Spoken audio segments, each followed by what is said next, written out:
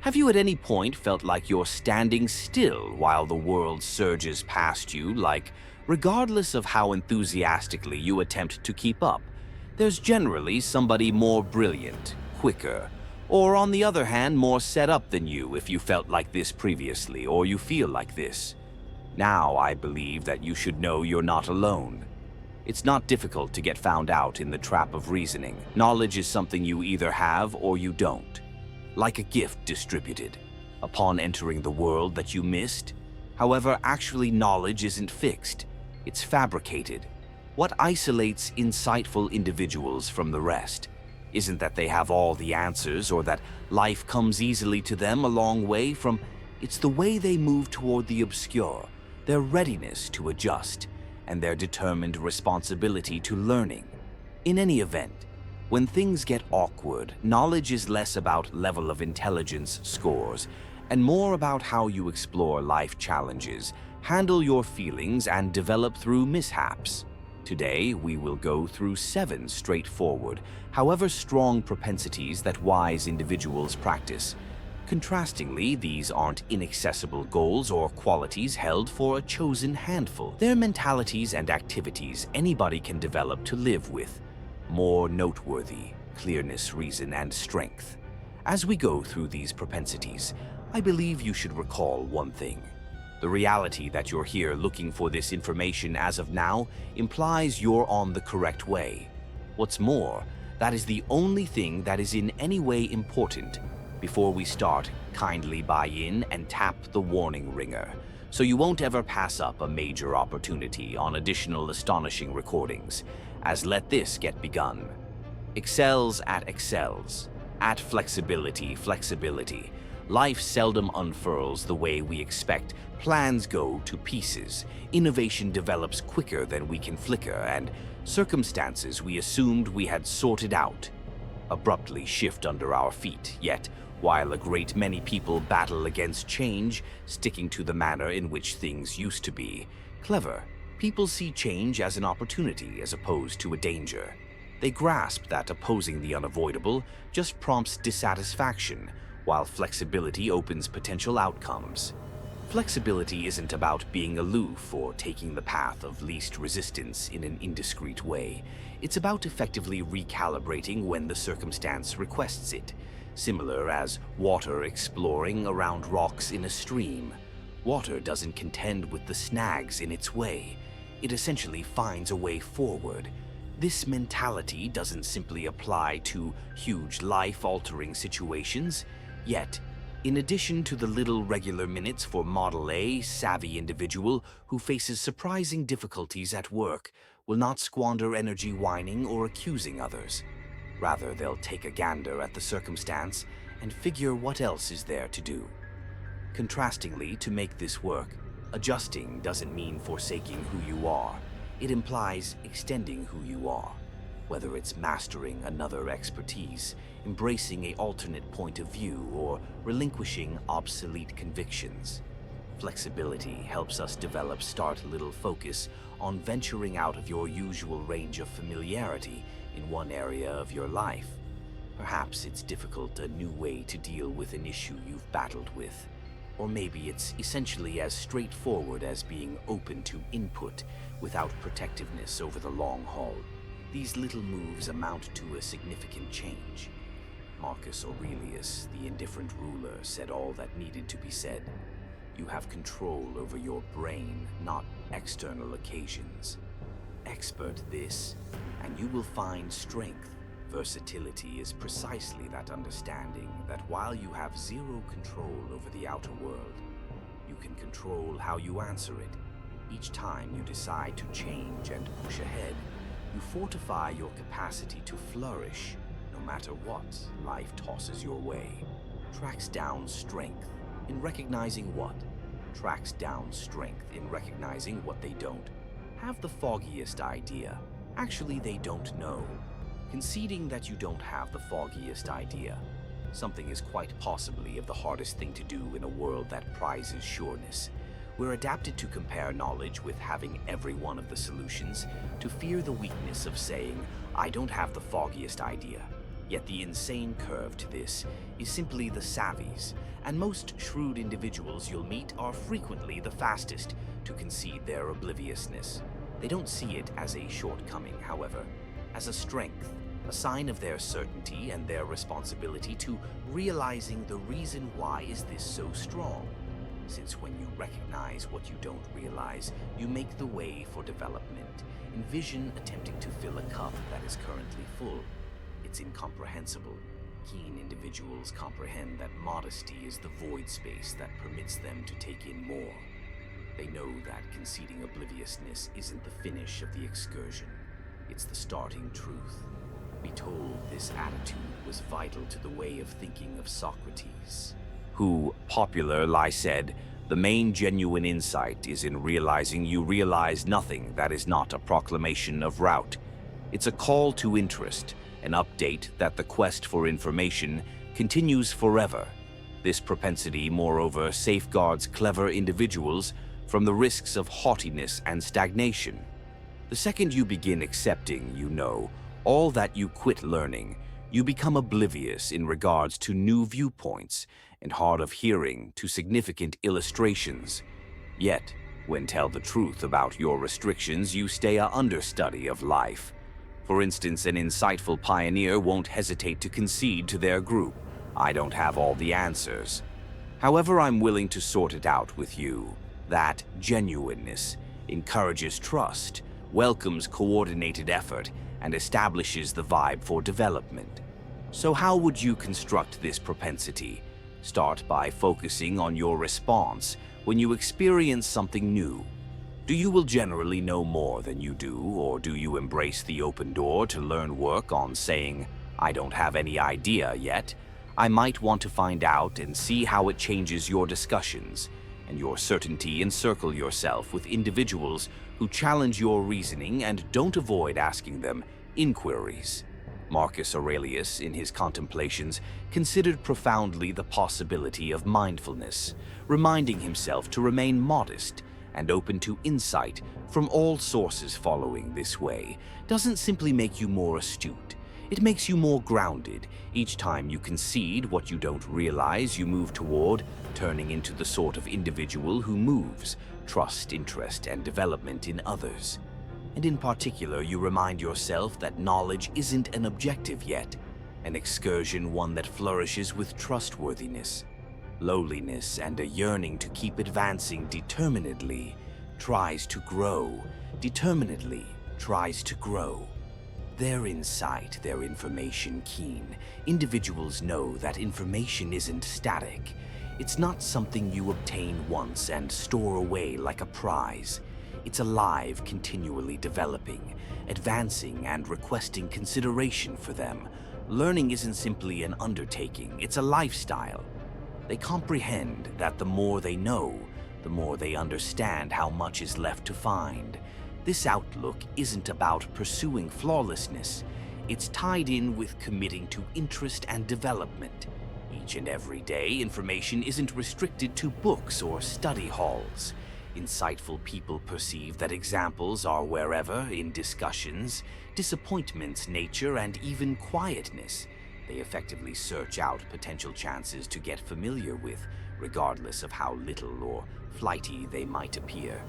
For example, they could learn something significant from a tutor, yet additionally from somebody more youthful or less experienced. Valuing that shrewdness isn't attached to age or status. They see each insight as an opportunity to develop each individual as a potential educator. One of the characterizing qualities of clever individuals is their eagerness to be awkward in the quest for information. Development frequently requires venturing into the unexplored world, testing what you assume you know, and embracing the chance of disappointment. Take a performer learning a new instrument or an expert plunging into an ability outside their mastery. Insightful individuals don't avoid being novices again, on the grounds that they know that dominance begins with interest and exertion. Your test for the week is to devote 20 minutes per day to learning something new, perusing a book, investigating a subject on the web, or rehearsing an expertise you for practically forever needed. to foster search out various viewpoints by uncovering yourself to thoughts and societies outside of your usual range of familiarity. For instance, if you're accustomed to consuming substance, from one perspective, intentionally investigate another, not to concur or differ, however, to comprehend the emotionless logician Seneca once composed. As long as you live, keep figuring out how to experience. This immortal intelligence advises us that there's no completion line in the excursion of development. Each piece of information you gain, each ability you foster, adds another layer to what your identity is. The determined quest for learning doesn't simply make you more intelligent. It makes you more versatile, compassionate, and equipped for exploring the intricacies of life. And maybe in particular, it keeps you associated with that flash of interest that causes the world to feel perpetually intriguing. Possesses their activities and their possesses. Their activities and their outcomes. Getting a sense of ownership with your activities is quite possibly of the most enabling things you can do. Yet, so many individuals stay away from it. Why? Since it's awkward, it drives you to stand up, to botches acknowledge disappointments, and now and again us, indeed, even face the aggravation you've caused others. Be that as it may, savvy people comprehend that responsibility isn't a weight, it's an instrument.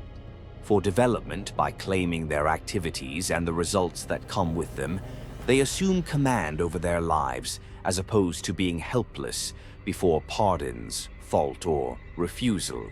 Responsibility requires trustworthiness, not simply with others.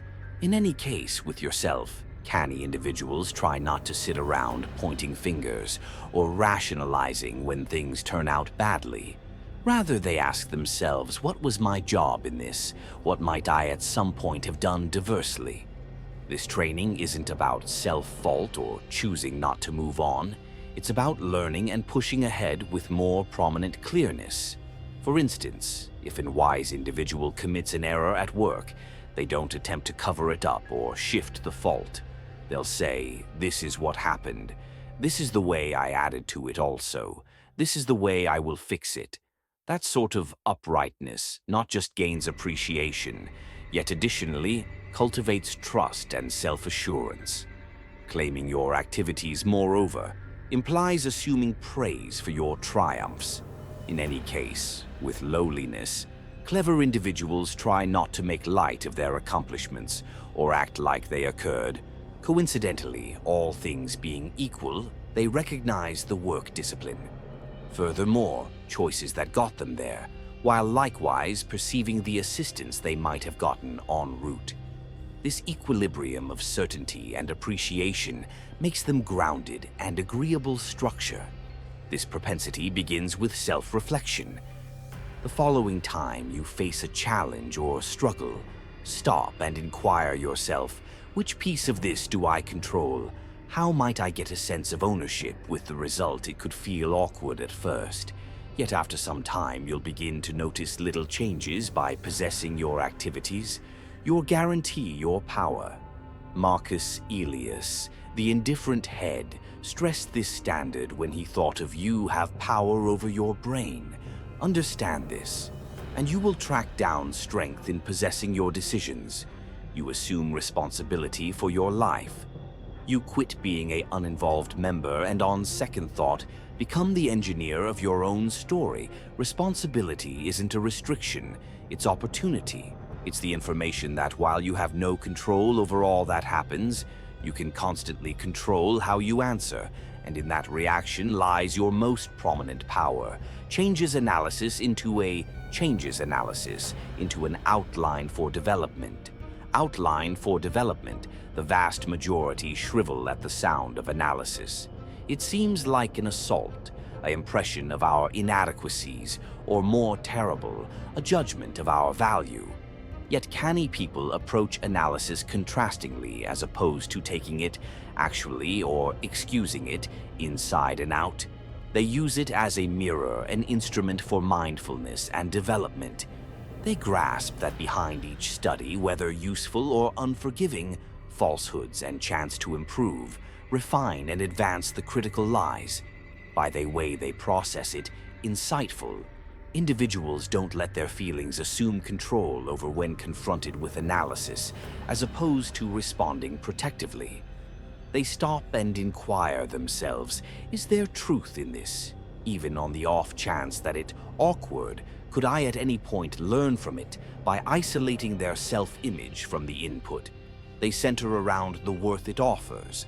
For example, a savvy individual getting basic input on a project won't sit around idly being annoyed, or on the other hand, rationalizing.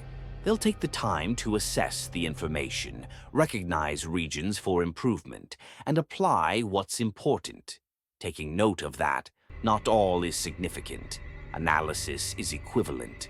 Clever individuals are knowing about the source and aim of the input. They know how to sift through commotion, remarks that originate from envy, misconception, or pessimism. What's more, center around criticism that comes from a spot of understanding or care. This capacity to recognize accommodating and destructive analysis guarantees each passing remark doesn't wreck them from today. Attempt to change how you see analysis, rather than seeing it as an assault view, it as a gift, a valuable chance to see yourself according to another viewpoint. Work on tuning in without hindering or then again shielding yourself, and reflect previously you answer. You don't need to concur with each investigate. However, you ought to constantly think of it as insightfully. The Stoics frequently discussed inviting criticism as part of discipline. Marcus Aurelius himself composed in the event that anybody can disprove. Me show me I'm committing an error, or looking at things according to some unacceptable viewpoint. I'll readily really impact this outlook is a sign of knowledge by embracing analysis, as opposed to dreading it. You turn it into an impetus for progress. It's not about being amazing. It's tied in with endeavoring to be better. One genuine reflection at a time. When you treat analysis as a diagram for development, you open the mental fortitude to improve and the flexibility to flourish, regardless of what others say. Looks for truth by addressing with goal. Truth by addressing with goal in a world spilling over with data. Finding what's valid or bogus frequently feels like an extremely elusive little thing. Wherever we turn, we are barraged with feelings, presumptions, and superficial accounts intended to catch our consideration as opposed to extend our seeing. However wise individuals move toward the world. Distinctively, they try not to just acknowledge everything that they're said, nor do they carelessly question everything in a demonstration of resistance. Rather, they ask deliberate, smart questions that guide them toward clearness. The demonstration of examining isn't regarding being antagonist or doubtful, for it's tied in with remaining inquisitive and focused on finding what's genuine. Savvy individuals figure out that reality isn't clear. It's layered all the time, nuanced, and now and then awkward. They approach learning like stripping back the layers of an onion, digging further until they uncover something significant. For instance, if somebody presents areas of strength for a keen individual, doesn't leap to concur or, on the other hand, differ. Rather, they stop and inquire themselves, what's the thinking behind this? Does it line up with what I know? Might there be more going on? This practice isn't just about outside insights, it's additionally about addressing oneself. Savvy people have the lowliness to pose hard inquiries about their own convictions, activities, and inspirations. They won't hesitate to ponder, am I clutching this conviction on the grounds that it's valid or on the grounds that it's agreeable? This internal exchange is where genuine development starts, by testing their own suspicions. They make space to learn. Furthermore, advance to foster this propensity. You can practice every day. The following time you experience new data, whether it's a title, a discussion, or a case somebody makes, take a full breath, previously responding. Ask yourself inquiries like, What's the proof behind this? Who benefits, according to this point of view? Is there one more point I haven't considered over time? This straightforward practice hones your capacity to perceive what's significant based on what's commotion. The Stoics frequently accentuate this standard with Epictetus, reminding us to inspect our decisions before we acknowledge them as truth today, that intelligence is more significant than any other time. At the point when you figure out how to address with goal, you provide yourself with the endowment of clearness in a confounding world. You're no longer influenced by temporary TR patterns or shallow accounts, since you've constructed the expertise of seeing past the surface. Furthermore, in that reality looking for process, you try not to simply figure out the world better, you comprehend yourself better as well. Use distress as an impetus for progress. Use inconvenience as an impetus for progress. Uneasiness is one of life's most prominent instructs. Yet, the vast majority run from its human instinct to look for solace to construct schedules that vibe safe.